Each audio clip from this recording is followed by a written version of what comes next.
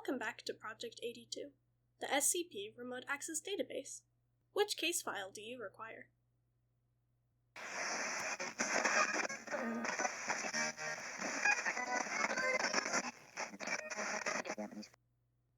Item number SCP-303.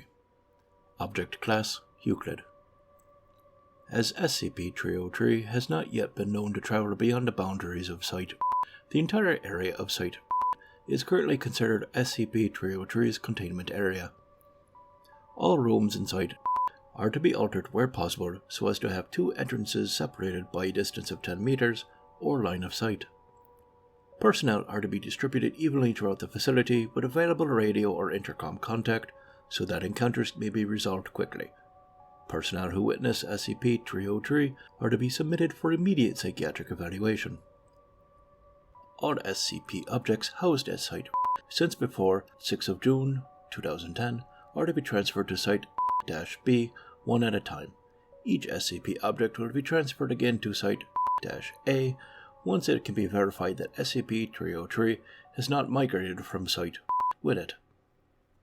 Once SCP-303 either migrates to Site-B or remains present at Site, once all SCPs in question have been transferred to Site-A, containment procedures will be updated as appropriate.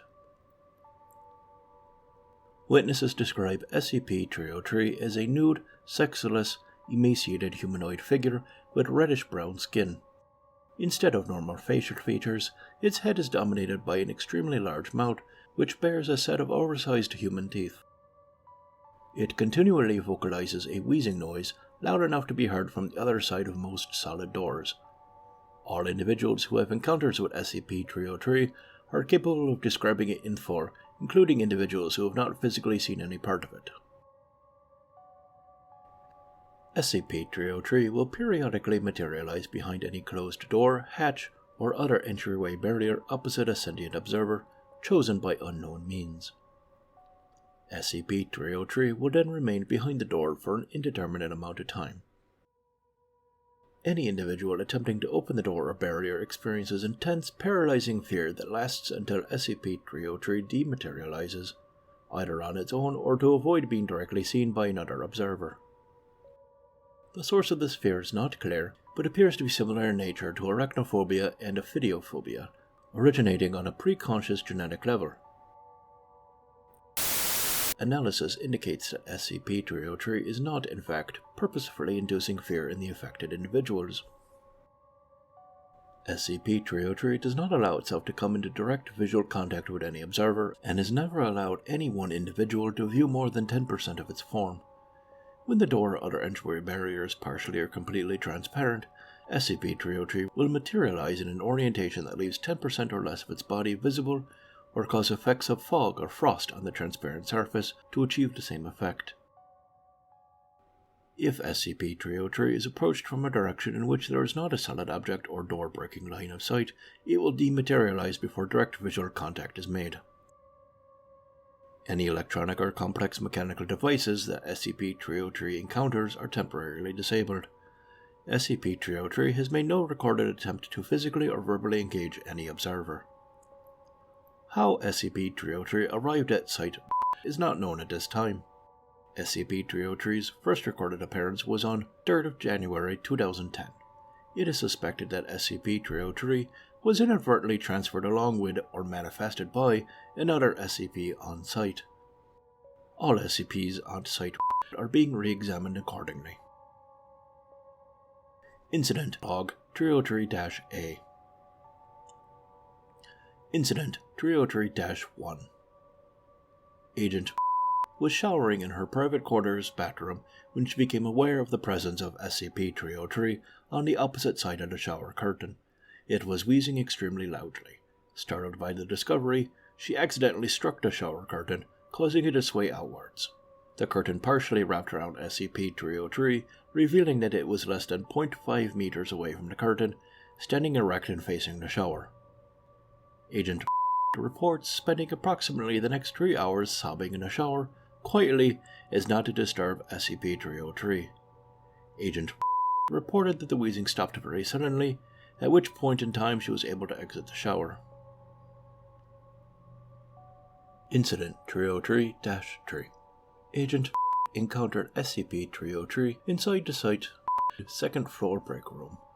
He was attempting to obtain coffee creamer from the counter cabinet when he heard a loud wheezing emanating from the cabinet and was overtaken by overwhelming fear.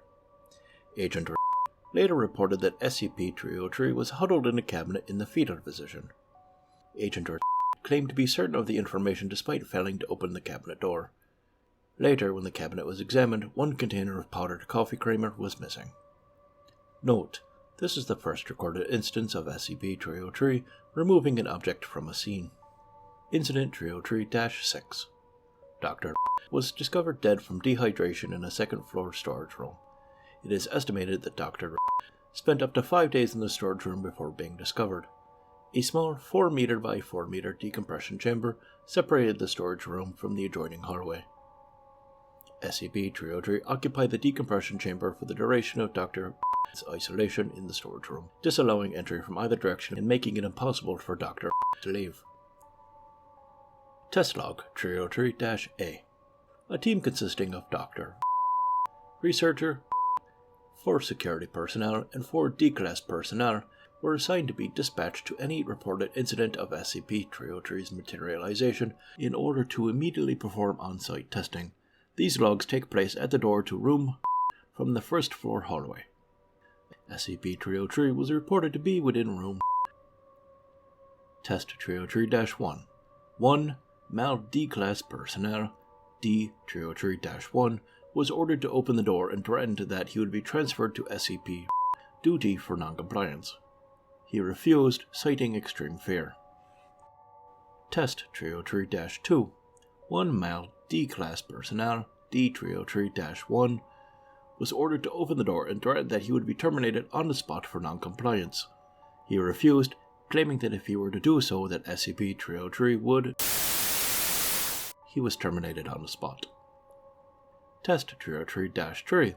1 female D-Class personnel, D-303-2, that had witnessed the termination of D-303-1, was ordered to open the door and threatened that she would be terminated on the spot for non-compliance. She refused, claiming that if she opened the door that SCP-303 would... Researcher was visibly shaken by this claim. D-303-2 was not terminated. Test 303-4. 1 female D-Class personnel, D-303-2, was ordered to open the door. 1 male D-Class personnel, D-303-3, was given 1 combat knife by security personnel and ordered to until D-303-2 opened the door. After 2 hours of D-303-2 died from blood loss. D-303-2 made no attempt to open the door. Addendum 5th of January 2010. SCP-303 appears to have claimed the second-floor storage room as its own. It has so far disallowed any personnel entry into the room since the 4th of May 2010. It leaves periodically to acquire Foundation property, which is then moved into the second-floor storage room. To date, the following list describes all non-classified items taken by SCP-303. 1. Cryotube.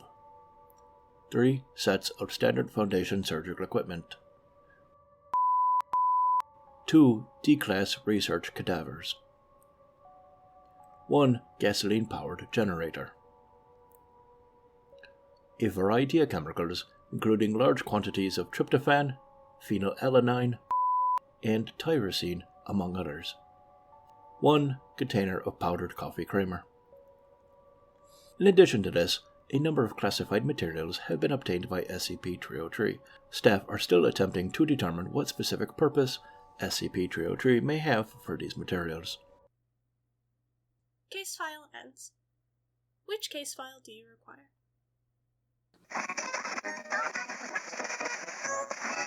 Item number SCP-304. Object Class Safe.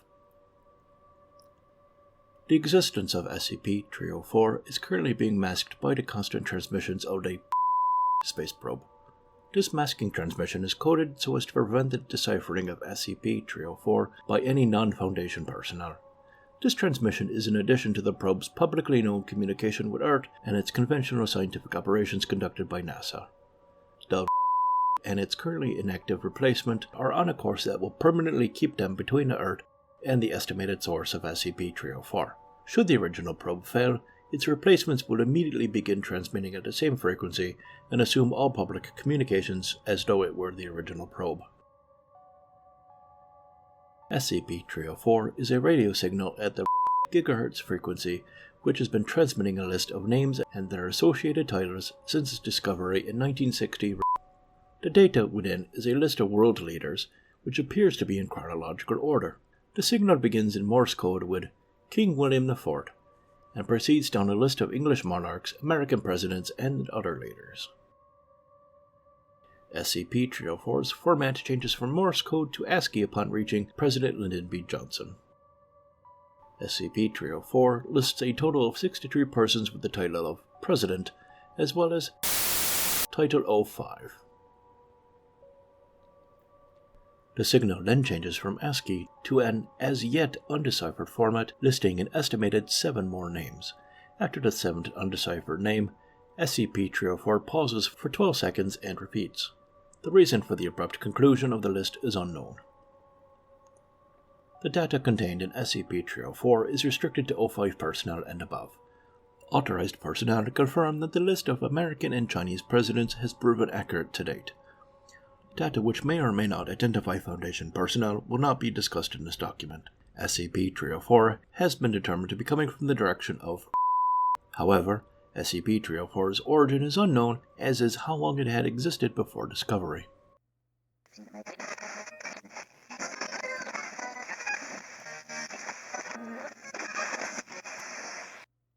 Thank you for your participation in Project 82, transmitting psioanalytic data to Dr.